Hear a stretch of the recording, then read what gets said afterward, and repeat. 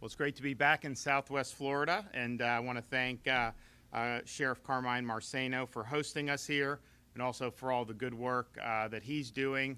You know, if you look at the crime here in Lee County in terms of the trends, you compare it to a lot of places in our country, you're seeing major spikes in different places in our country. And I think one of the reasons is you know, we've got a lot of good folks like Carmine and his deputies and everyone here working. Also, the state of Florida stands for law and order. We back our law enforcement personnel. We also have a number of legislators here today. Senator Pasadomo couldn't make it with us, but I want to acknowledge her when we're in Southwest Florida. I want to thank Senator Ray Rodriguez, Representatives Botana, Persons, Malika, and Gio Lombardo for their hard work in this most recent legislative session.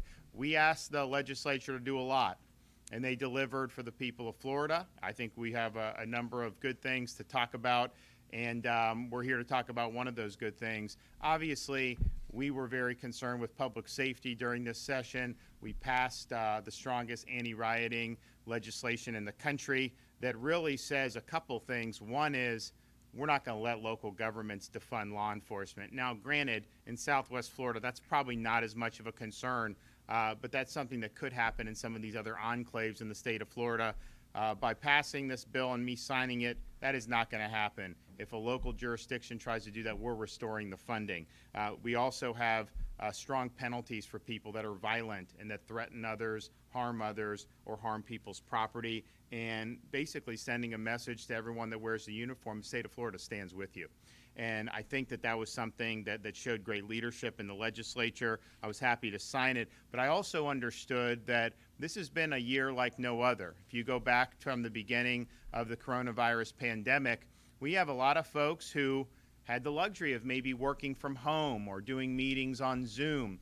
The folks who are first responders, people that work for our sheriffs, for our police chiefs, people who are EMTs and firefighters, you can't do the job in public safety on Zoom. You got to show up, you got to wear the uniform, you got to be out, and particularly in those early days and weeks where there was so much uncertainty about what was going to happen with COVID, the men and women who wear the uniform were there for us day in and day out. And of course, we saw last summer riots throughout the United States. You didn't see that up here like you did in Minneapolis or Wisconsin or some of those other places.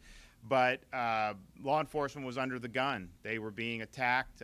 They were being, I think, maligned in many respects unfairly.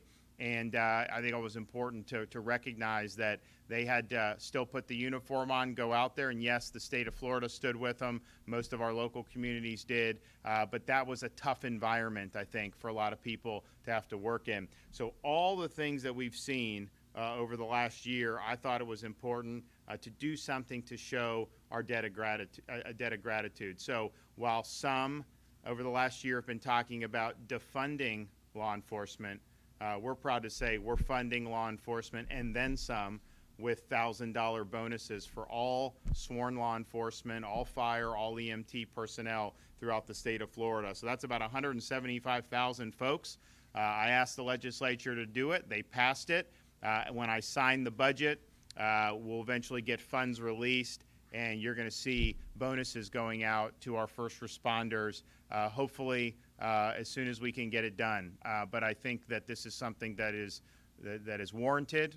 It's a way for us to say thank you, and I'm glad that the legislature answered the call. So we're excited to be here. We're excited to celebrate a really great achievement in terms of showing gratitude for our first responders and our law enforcement personnel. So I want to let Sheriff Marceno come up and say a few words in this regard. Thanks, Governor. Okay.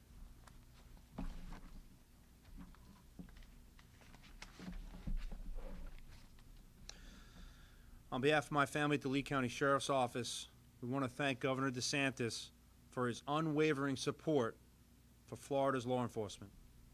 All Floridians should be thankful for his commitment to maintaining law and order and keeping peace. I was honored to join our great governor recently as he signed the anti-rioting bill into law. And this law ensures that law enforcement can better protect the lives and property of every Floridian. We all know the difference between a peaceful protester and a rioter. We protect peaceful protesters. We arrest rioters. Zero tolerance means zero tolerance. Peaceful protesters can safely exercise their constitutional rights without the threat of having others hijack their voices. With our great governor, the anti-rioting bill addresses these issues head-on, and we can make certain our residents are safe with law and order. And now, we can't thank Governor DeSantis enough for proposing and securing $1,000 bonuses for first responders in recognition of the hardships endured by those who served over the past year. In a year like no other, with the pandemic, law enforcement continued to serve and protect, sometimes at the risk of their own families and well-being. Governor, we know that law enforcement can count on you. In fact, all first responders can count on you, and most of all, the people of Florida can count on you today and tomorrow. Thank you for being an outstanding leader. Governors from all around the country should follow your lead. You are truly the best. Thank you. Thank you, Governor. I appreciate it. Thanks so much. We have this back. All right. Come on. Here we go. Good bonus, well deserved. All right, you got it? All right, good stuff. Thanks. Thank you. And I also want to thank the legislators here for just the general work. If we went back a year ago, people were predicting absolute catastrophe for Florida's budget and Florida's economy. I mean, look, we're a service-based economy, tourism, all that stuff had ground to a halt. But we really believe that we needed to have people working, we needed to have businesses operating, we need to have kids in school. And so over the last year, we've obviously pursued that. That's obviously a lot different than what you saw in many of these lockdown states. But I think here we are a year later, and we never took one penny out of our rainy day fund throughout this whole time. And in fact, our rainy day fund has doubled since I became governor. You look at the amount of reserves that we have. These are some of the largest reserves we've ever had in the state's history.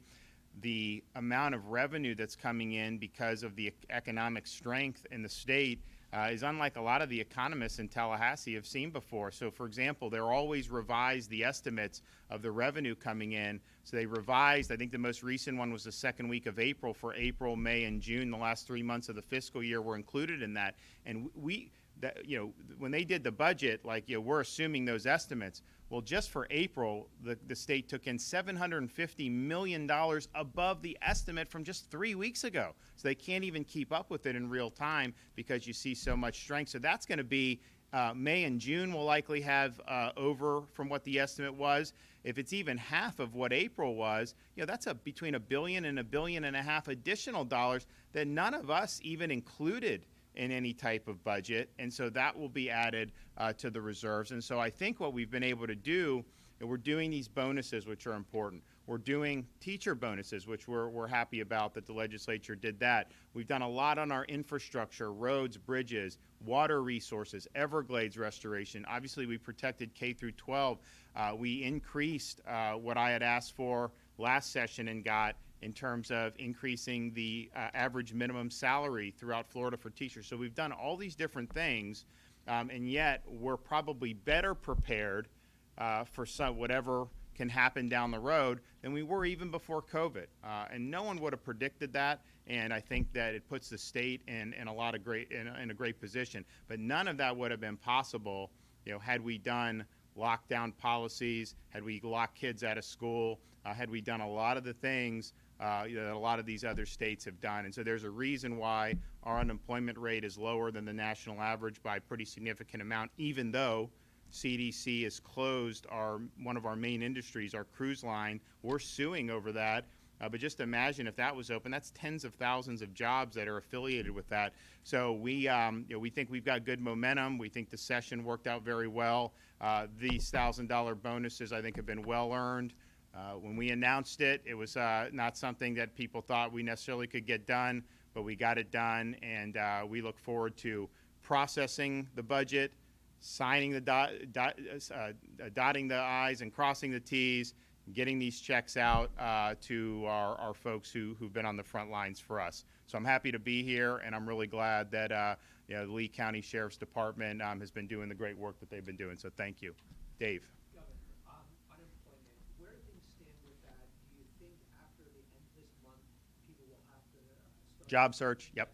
Yeah, so we suspended, normally when you're getting unemployment, the whole idea is that that's temporary, and you need to be looking for work to be able to get off unemployment, obviously work, because that's what we want everyone to do. Well, when COVID hit, the jobs were, things were just, it was a disaster. So we suspended those job search requirements, but I think it's pretty clear now we have an abundance of job openings. You go to talk to businesses, they want to hire people, particularly in hospitality, restaurants, all these things. And so this is the last month where you're going to have that in place. You are going to have to resume at the end of this month the job searching as part of continuing to receive benefits. And I think that that's absolutely appropriate given the underlying strength of our economy. We absolutely could put more people to work. We have the demand is there. Businesses want to hire more people, and I think that we'll be able to go in that direction very soon. Governor, can you speak to, we're hearing from so many people in this area and throughout the state who are waiting weeks now for this ID thing to verify for benefits. And can you let us know, was the state aware of existing problems with this ID? We're finding complaints with the Better Business Bureau back in 2018 about this company that the state is partnering with. I'll have to refer you to Dane Eagle on that. We can't hear back from him. We call him every single day. Okay. He used to represent this area. Okay, I'll tell you what. Well, I will call Dane after this. I'll let him know that you asked, and I will have him personally follow up with you guys. Yes, ma'am. Governor, what's the state's stance on corporal punishment in schools? And have you seen the video of the 6-year-old that got a paddling from the school principal? I have not. I don't think that we've necessarily. I don't think we have a policy. I didn't know that was necessarily going on. So I have to look at that. I did actually, I did see some type of headline about it. I did not click through, so I don't want to speak out of turn without having seen the actual facts. Actually it's legal for kids to get paddled in schools, and we just want to know how. Yeah, look, I'll have to review the policy and see. Like I said, it was kind of news to me. It's just because it's not been something that had ever come up before. Anyone else? Yes, ma'am. What do you say to activists out there that say that this anti-riot bill might be a direct kind of not slap in the face to people who are protesting this summer? Well, it's not at all. First of all, we had a lot of protests in Florida that were peaceful, and no one said anything about it.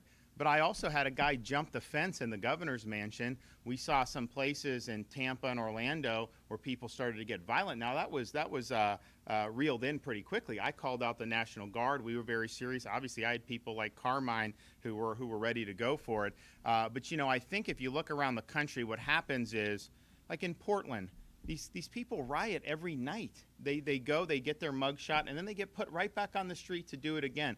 That's what we don't want. What we want to say is, the difference between going out and doing First Amendment stuff, which obviously we all support. It's part of being American. The minute you harm somebody else, or you harm somebody's property, or you do those types of things, the only way we're going to put a stop to it is to have very swift penalties for it. And so I remember, seeing some of the police, how they were treated was horribly. People throw bricks at them, have you seen in some of these cities, whenever there's a little bit of unrest, literally there'll be a U-Haul that just gets left there, and there's all this stuff in the back of it for these people to do all this stuff. And so we don't want that coming to Florida. There's a lot of places around this country that have not stood by law enforcement, and the tragedy of it is, you're seeing crime spike in certain parts of our country like we haven't seen in decades. And the people that are going to be most affected by that are the most vulnerable members of our society.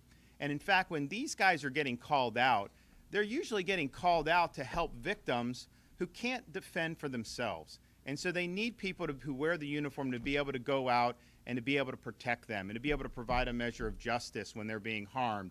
And what I've seen throughout the country is people stepping back from this, not supporting law enforcement, being very lax, allowing more and more of this to happen, and it's caused increases in crime, and that is going to have devastating consequences. I mean, it's so good to have a good economy, schools, all these great things that we always fight for. All of that collapses if you don't have public order and public safety. And so one of the reasons we're here today with the bonuses is because we know just how important that is. And so I think that what we did plants our flag in the ground. It tells people, hey, if you're in Portland, you think you can come down to Florida and do this, stay out of our state. We don't want you coming down here and causing problems. And if anyone does cause these problems, if you try to burn something down, you try to harm anybody, but particularly a police officer during one of these violent assemblies, there will be consequences. They will be swift and they will be severe, and they will be such that people who see that happening will know that's not something that we want to do going forward. Thanks, everybody. We'll see you soon.